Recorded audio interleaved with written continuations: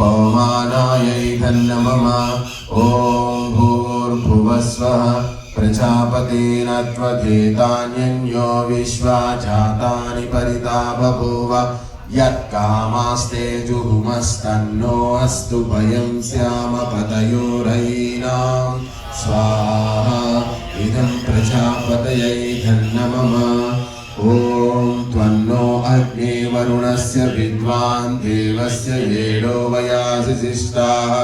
यजिष्णो वह्नितमः शोषुषाणो विश्वाद्वेषांसि प्रमुमुढ्यस्म स्वाहा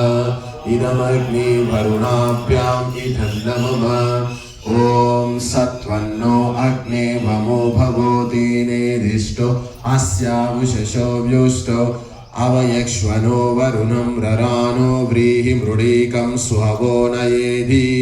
स्वाहा इदमग्नि वरुणाभ्याम् इधन्नमः ॐ इमं मे वरुणश्रुधि अवमध्या च मृडय त्वामवस्युराचके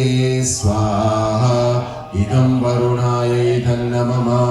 ॐ तत्त्वायामे ब्रह्मणा वन्दमानः सदा शास्ते यजमानो हविर्भिः अहीनमानो वरुणे हवोद्युरुषं समान आयो प्रमोषि